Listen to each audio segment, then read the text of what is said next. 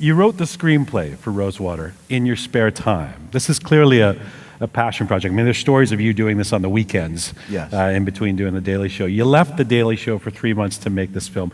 Can you give us some insight to begin with why this was so important for you? We'd been trying to get a Daily Show correspondent into Iran since George Bush had announced that they were in the axis of evil.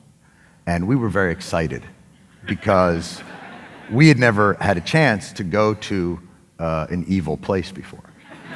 So we tried to get in. We called them up and said we would like to do a 4-part report on how evil you are. And the Iranian government did not get back to us. In 2009, prior to the election, there was a liberalizing of their policy. Yes.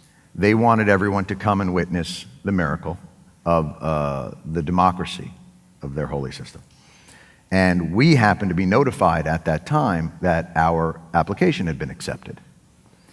As Americans, we didn't know there was an election there because it wasn't us.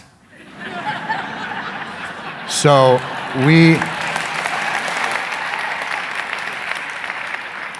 for all I knew, Rob Ford was running. The point is this.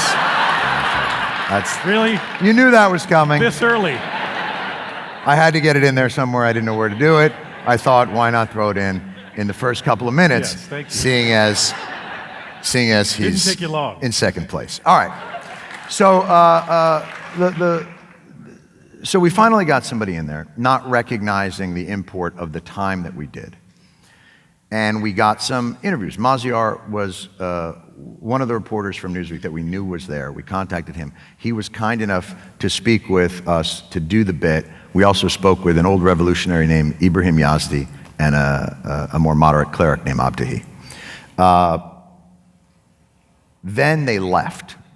The election happened, the volatility happened, the protests for the recount happened, and by the time our pieces were ready to air, we aired the first piece, and then we got word through Newsweek and through Ibrahim Yazdi's son, who lives in America, that everyone that we had interviewed had been arrested. And at that point, when you first heard that, Yes. to what degree did you honestly feel somehow personally implicated in this then? Again, as an American, I could only assume that it was because of us. Would that you always When you are the sun, and everything revolves around. No, there's a sense that correlation was causation, that these 3 people were arrested, not recognizing, we did not know of the scope of, the dragnet, the thousands who had been caught up in it, the terrible atrocities that were being You guys committed. didn't think it would be a risk To interview Maziar, for Maziar. You didn't, No. at the time that you did it, you didn't think that there would, you Not checked in- that out and thought that there's probably... Boy, that's nice of you to say we checked that out. We did not think it was a risk because we did not think it was a risk. Right. Because our worldview is so myopic to a large extent. In general, we take pictures of places and we stick people in front of them on a green screen and nobody gets hurt. This was our first foray into a real sending somebody in there. And the idea of it was to show the ridiculous absurdity of labeling a country and a people evil, and to show the nuance of that. As simplistic as our pieces can be. And when you first heard that Maziar had been arrested, Yes. did you know first of all, what went through your head at that moment, but did you actually know that there was a correlation to the Daily Show interview? No. No, we didn't have any idea of that, and our main concern at that point was we didn't know, we still had pieces to run, and our main concern at that point was to kill the bits and to not cover this anymore. And we spoke with Newsweek and we spoke with Ibrahim Yazdi's son, and their advice was the opposite, which was the only way to deal with this is more exposure. And we want you to run it, and we want you to talk about it. And we had on Ibrahim Yazdi's son on the show to speak of his incarceration. And the general sense we got was, the more exposure, the better, because it's the only thing. Transparency will be the only thing that puts pressure on the government to release these people. Okay, so draw a line for us between that moment of knowing what's happened to Maziar, and then as a guy who, decades of experience on TV, lots of acclaim, many awards, but really never a director of a film, where did you develop the confidence to say, I'm going to take this on and direct a film? I have not developed the confidence yet. It really wasn't a very organic process. So Maziar was released and he came on the show. He's a lovely person and smart and funny. And what's so compelling about Maziar is, and let this be a warning to oppressive regimes everywhere, don't capture journalists because they remember shit. You know, you put me in there, and when I come out, what happened? I don't know.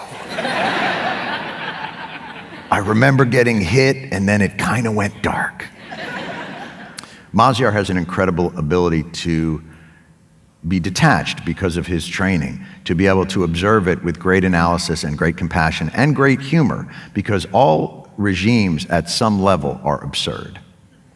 Any regime that purports to know the truth or is dogmatic or rigid, and that includes Western governments as well, are absurd in their efforts to try and stifle dissent or conversation or information.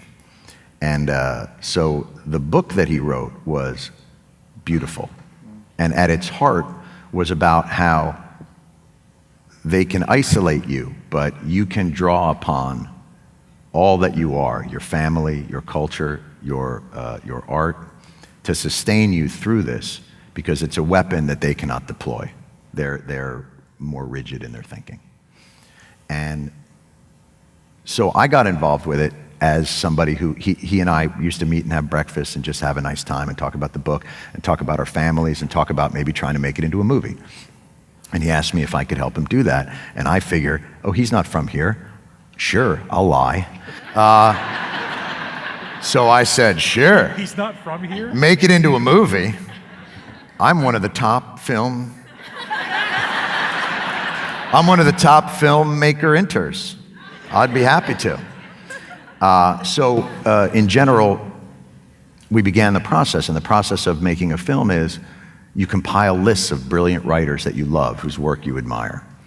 And then after compiling those lists, you contact those writers. But it turns out somebody's already contacted them for other projects. And so you then join this like strange stack. And after a good period of doing this, I think we both became slightly impatient, because I felt like it's the type of story that had an urgency and a relevance that it wasn't something that I thought was appropriate to see 20 years from now.